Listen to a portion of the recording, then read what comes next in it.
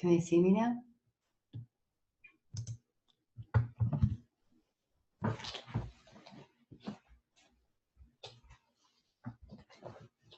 Welcome, everyone. Thank you so much for joining this presentation this evening. My name is Lorena Carroll, and I'm an Ayurveda wellness consultant and also a certified teacher of transcendental meditation. So thank you for joining. Now, I've had previous segments talking a little bit about children and what the best foods are for them, but I wanted to do it again because now it's the beginning of the school year, and many of you are thinking about what you have to do in terms of so many aspects for the children and getting them ready, and often we neglect the biggest issue for them is food. And the reason why this is so important is that it's not just a matter of, oh, you know, my kids are eating some vegetables, they're eating some fruits from time to time, I'm trying to reduce the sugar. It's really about giving them a balance of protein and fats and good foods for the brain, because it's so important that when they go to school, especially in the morning, first thing, everyone says breakfast is the most important. It's very important that the morning meal be something very grounding. I've talked about this in terms of the Vata dosha. The Vata is the leading dosha, tends to bring the other doshas out of balance. And in the morning, often, because cortisol, the stress hormone, can spike in the morning. That can be a surge. And so sometimes if your kids get up and they're anxious and they're running around to try to get ready for school, there are anxieties, worries, and mental anxieties, that kind of anguish that come with having to go to school.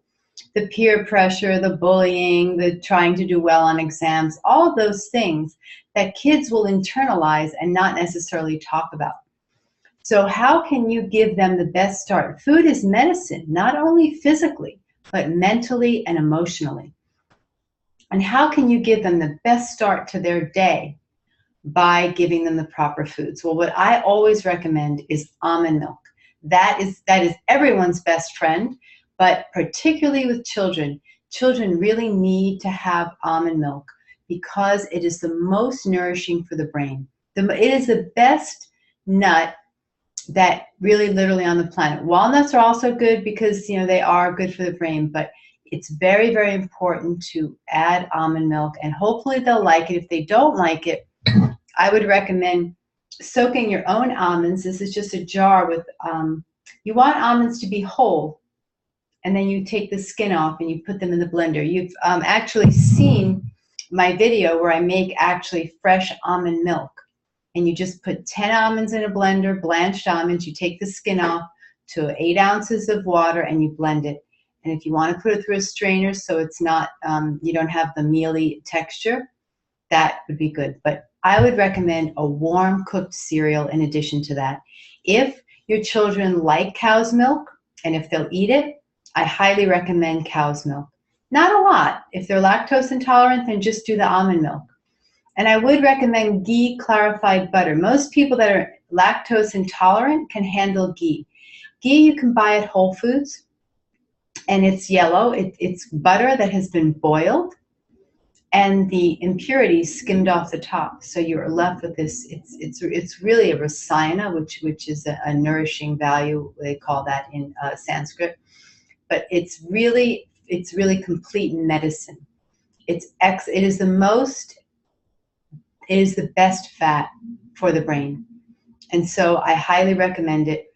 And maybe just a teaspoon, you just make a big pot of porridge, which I will show you one week.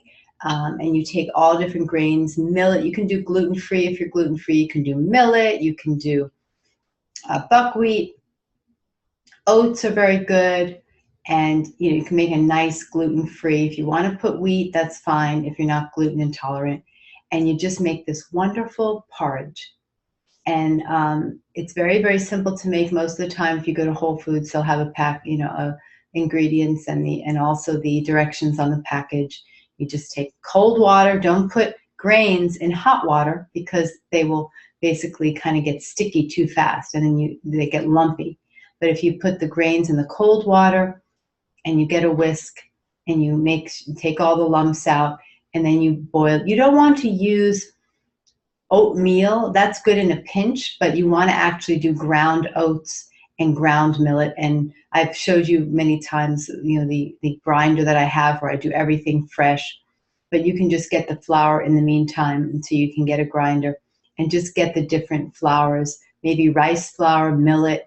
Those are my favorite, really. Oat flour, buckwheat, millet, rice flour. Those are my favorite. They're light to digest, but filled and packed with nutrition. And then you add some nuts. So here we have, these are soaked pecans, and we have soaked cashews, and we have soaked walnuts. Walnuts really do look like a brain, and but these are kind of now a little bit maybe broken up. But walnuts are very good as well, so I would recommend. So you want to give, this is so nourishing. You have this wonderful meal, warm cooked porridge, especially now with the summer ending. You want to prefer warm, nourishing foods so they have a great start. Make sure you get the kids up early enough that they're not eating in the car. Let them sit down and give them 15 to 20 minutes to eat and just sit and digest. I know that seems like an impossibility, but even just 15 minutes to eat, 5 minutes to digest, and then off they go is fine. But let them sit, chew their food slowly, breathe in between, not kind of like a vulture, just wolf it down really quick. They should eat slowly. They should learn to chew. And this is good for the parents as well, that everybody just takes that time to sit and enjoy and relax. I try to do this every day. I do have a very hectic schedule, and sometimes I have to rush a little bit more in the morning, but I really try to get up earlier and now to sit and have breakfast and relax and eat. And it makes such a difference to your well-being for the whole day. You start out in a settled way. You're eating nourishing foods. You're allowing all the nutrients from the food, you're allowing that to absorb in the stomach and to digest properly so it can be used for proper fuel. So in this porridge, you're going to also have some of that ghee, that clarified butter, and then you have your almond milk. Now here I always show you my bread. So this is you can take a shortcut by doing this fresh bread, and it's in other videos that I have. Very simple to make. This is oats, millet. And that bread was millets and oats and buckwheat. Okay, so breakfast is basically complete. You have wonderful, nourishing nuts. You can throw a couple of seeds in there if you want to do sunflower seeds, pumpkin seeds, sesame seeds, fine. But what I would do for lunch is, a lot of times for lunch you're doing sandwich food, which I understand you don't have much time. The kids are not, maybe they're getting a hot meal at school, it depends. But what you could do is, if they're taking a lunch, what could you do to make a healthy lunch for your child? Make these breads. So what you can do is take a basic bread, and then you add things to it. And you can actually even add butternut squash that's been cooked. And you can add zucchini. And you can add sesame seeds, sunflower seeds, pumpkin seeds. You can actually puree the seeds, and even some nuts if you want. Puree them and put them into this bread. It'll make it very dense and very nutritious. So this way, if kids are rushing through lunch and they may not be eating everything that they're going to be eating that's giving them the proper nutrients, you're giving them this bread that also has the ghee in it, that good fat. If you're really vegan, you're against the ghee, then I would put olive oil. That's the second best choice after ghee. So their unctuousness. This is the key to kids. They need fatty foods. That's why they always want French fries. They always want fatty foods. Why are they doing it? The brain is craving fats. And if we don't give kids the right fats, then they're going to just eat the junk, even though it's not really doing as much good as other fats. Even butter. If you get organic butter, there's nothing wrong with it for kids. It's actually, the ghee is better for the brain to cook with and to use, but there's nothing wrong with having butter from time to time, although I would favor the ghee. But this is for the brain really the most important, and the nuts and the seeds and grains. Kids are active. They're usually running around. Even if they're older and they're teenagers, maybe they are more sedentary because if they're not involved in sports, but it's still very important. to have proper grains. So keep that also in mind, that grains are not the enemy. If your child is a little bit overweight, then you would want to, I think if you did that gluten-free, millet is not going to put weight on you. You know, having oats in moderation or buckwheat, they're lighter and they're not going to put weight on you. So at least they'll be more of a substance type food. So I would highly recommend that. And for lunch, just make sure that you're not putting a lot of sugary foods in there. Make sure that there's nothing over 2 or 3 grams of sugar. The biggest culprit in poor health, and I think the big sort of misconception, is that yogurt is healthy for you. Yogurt is far from healthy for you, and yet parents give it to the kids and they eat it all day. It's become one of these foods like, oh, it's yogurt, and it's loaded with sugar and fruit has a lot of sugar plus regular sugar, and the probiotic value is almost nothing. One of my classes on the YouTube videos is about how to make yogurt fresh at home. It's really not that difficult. I make it every night. I just boil some milk. When it cools to 40, 50 degrees, I put a dollop of yogurt in it, and then I stir it and put it in the yogurt maker, and there you have your yogurt. You have to try it, you know, test it out, but go to that video. That's the only type of yogurt that I would give your children, and you can also give it to them in the form of lassi. So be careful whether you're packing a nut bar or whether you're packing yogurt. You make sure it doesn't have all this sugar, because the kids are just going to be kind of like, they lose their concentration when they have all this sugar. A lot of ADD and ADHD and all these problems at school, and even anxiety to a certain degree, is really eating the wrong foods, believe it or not. I do recommend, obviously, transcendental meditation, which I tell people all the time. That is the #1 thing. But diet is also important. And you have to make sure that the kids are getting healthy sugars and natural sugars and more of the fiber. So, you know, say the kids had a great breakfast, but if it's one of those kids that gets hungry right away, then a really good ripe banana. Bananas, if they're not ripe, they're not sweet, and kids won't like them. But this is like, I would even say you can leave this another day or two. It's starting to get brown spots. But I would just let this get really ripe. This is a good, easy fruit that they can grab. And usually it's very calming. It's very balancing. It's settling. It's grounding. There's this whole idea of grounding foods. And then also avocados. So you can, for the lunch, you can pack a little avocado dip, rich in fats, very filling. So it'll hold them over. I don't care if you're a college kid or if you're an adult. I mean, everything I'm telling you for kids, I think adults should do as well. But I just wanted to primarily focus on kids today. Now, if they do need to lose weight, if they're a little bit heavy, then the avocado and the banana would not be such a good idea. So if they're trying to lose weight, give them some delicious grapes. I'm telling you, these organic grapes at Whole Foods, I think Whole Foods has a very high quality. I know there's all this controversy, oh, you can get organic at Target and you can get it at Walmart and even Fresh Time in Chicago, and the produce looks really sad looking. And sometimes you get good things. Costco has good choices as well. But you know, Whole Foods, as you know, they're going to be coming down in price anyway. But this is just, you know, these are so delicious, these grapes. So if your, you know, kid's a little bit overweight, more of the grapes, and hopefully they'll be okay with that. So for lunch, you've got this nicely, densely packed bread with all this, you know, vegetables in it. And you can steam vegetables for them. Often parents send kids with carrots and broccoli and a little dip.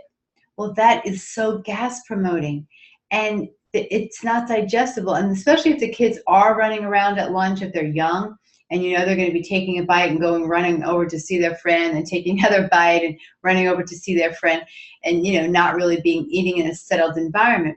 That's going to just exacerbate the situation and make, you know, maybe more gas and bloating and stomach aches like that. So they won't even know. Just steam the carrots or steam the broccoli. That is a good snack, but it has to be fork tender, you know, well cooked, so that it's digestible with a little avocado dip or something. And of course, you know, a sandwich. And you just can take this sandwich And if they're not vegetarian and you want to put some nice organic meat on that, that's fine. Chicken or fish or turkey, that's fine. But if you're vegan or vegetarian, I'm not really. Ayurveda is not a fan of hard cheese, and I know that really brings everybody's mood down when I say that. But you can have ricotta cheese, cottage cheese, paneer, which I'm going to make in a few weeks on one of my videos. It's a homemade cheese, just excellent. So you can have these other cheeses, but the store-bought cheese is not Philadelphia. That's also highly processed. Cream cheese is not good. Cottage cheese, ricotta cheese, goat cheese. If it's not too heavily salted, goat cheese is excellent. So see if your kids can like these 3 cheeses. The other thing, the crime in Ayurveda, the biggest crime, is eating lots of raw foods with your main meal. You don't want to have too much raw food. So that means favor warm, cooked, nourishing foods, and you could have a small amount of raw food. So for example, the banana or the grapes are better left alone, not to have a banana with lunch. A little bit complicated for young kids to understand, but maybe you can just try to convey it to them that, have this as a snack before lunch if you're hungry, if they do have a little snack time. Or they can save it for the afternoon on the way home on the bus when maybe they're very hungry, or if you pick them up in the car. Always have fruits and things. I carry a little bag around. I'm a little kid at heart, and I carry a little bag around because I get very hungry.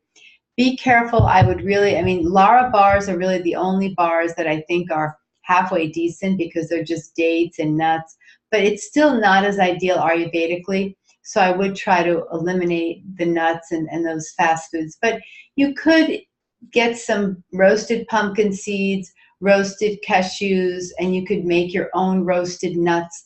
That's another option rather than just soaking them. They're a little bit more heating, so you've got to be careful in that way. And then when the children come home, make sure you have some very nice snacks. Like, again, I think the almond milk is really good. And you can also offer them, make your own little, nut balls. You can take dates and just, mash them up and add some nuts to them and just, kind of roll them up into a ball. And I'll be showing that on another video in a few weeks. So there's different things that you can do. But these breads or these sweet cakes, you can make your own banana bread, but instead of using a lot of sugar, you can use maybe the coconut palm sugar, use less sugar, use dates or raisins to sweeten it, things that are more whole fruit in the form of that. And I think you'll find that the kids are going to react to this, and I think their anxiety is going to drop. I do feel like too much sugar, not enough fat, can definitely cause anxiety. Not having grounded foods, eating too many raw foods, skipping meals. Some kids are eating all the time. You can't stop them from eating. And other kids, they don't even think about food. And they just go here and they go there and they go about in their daily life. And for some reason, they're not hungry. And if somebody doesn't tell them to eat, they may not. And those are the kids that can really have a lot of anxiety, and they just don't feel settled. And those are the kids we really need to help, because that could really get blown out of proportion over the weeks and months and years of the school during the school year. And then it builds up, and then it's really hard to sort of backtrack and get them. They get so out of balance because they're not eating properly. And then warm, nourishing teas. Now this is very hard at school, I know, but make sure all their drinks are room temperature. And they're not going to be having very cold drinks. Now that the fall is coming, now that we're transitioning, when they get home from school, a nice warm cup of herbal tea. But it could be room temperature. Obviously, it's not going to be hot, but just room temperature tea.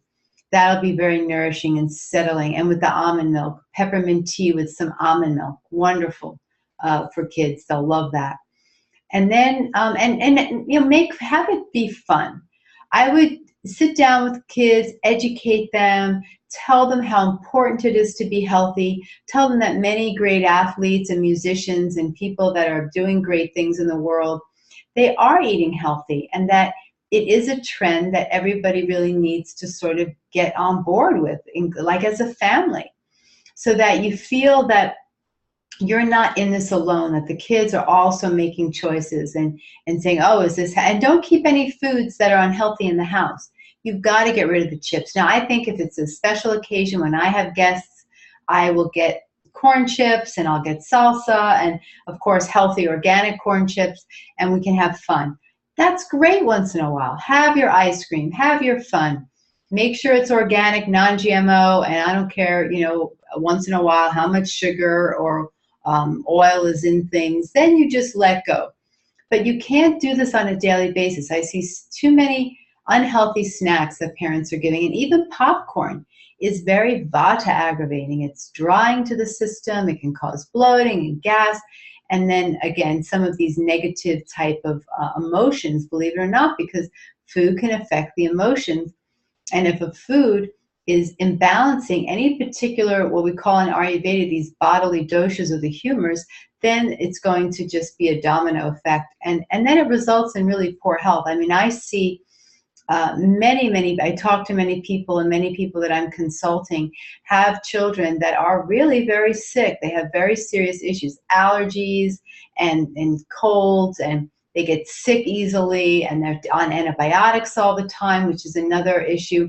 The reason why you would want to invest so much time in taking care of your kids' health and your own health is because you will save time later on. Because if the kids get sick, you're having to run from doctor to doctor, because often you might not even know what's wrong with them. And the doctors may not know what's wrong with them. And it takes a while to really figure it out, and test after test. So think about that, about the time that you might spend trying to run from doctor to doctor with your children. And is it worth it to just sit down and as a family decide that we're going to eat our meals quietly? And it's such a beautiful time psychologically. Really have the meal time, no cell phones, no TV, everything off, just like it was when most of us grew up. If you're over 50, you probably grew up in a household that didn't watch TV or definitely didn't have a cell phone when you were at dinner. And just create that special space with your children, and of course with your spouse as well. Everybody will enjoy that, where it's no cell phones and you're just with each other and enjoying. That can be extremely nourishing to the soul of a child, to the well-being of a child, that somebody is there for me. Somebody is taking the time to be, as parents, that we're away from our electronics and that we're being attentive to the children. It goes a long way. And in Ayurveda, that's very, very important, is the emotional aspect of the eating experience, that not this rushing around that kids feel, especially if they're not eating. And I go to sometimes people's houses and friends and family, and I see the kids, and it's like they grab a bite and then they go off and they go play, and they grab a bite and they go off and play. And it's this starting and stopping of the digestion that is so bad in Ayurveda for your health. And this really does cause kids at any age, whether they're 9 or 2 or whether they're 18, because they're all kids, to really have a lot of serious health issues. So I know it's a lot that I'm trying to convey to you tonight, and I don't want to discourage you or be doom and gloom, but I think it's something that every parent really needs to consider. That parents need to talk down, the man and the woman, the husband and the wife, they need to really talk together prior to embarking on this, in a sense, and say, look, this is what we need to do. So if you have any of your vices, of your chocolate or your things that are not good, I would put them away and lock them up. And I can help you work on those possible addictions or overuse of sugar. But until you can wean off that, don't subject your kids to that. Don't have things readily available. And if they suddenly say, oh, that was my favorite cookie, or that was my favorite thing, I guarantee you can find it at Whole Foods in a more natural form. They have the most amazing candy bars. I actually don't eat sugar anymore, and I'm completely off sugar.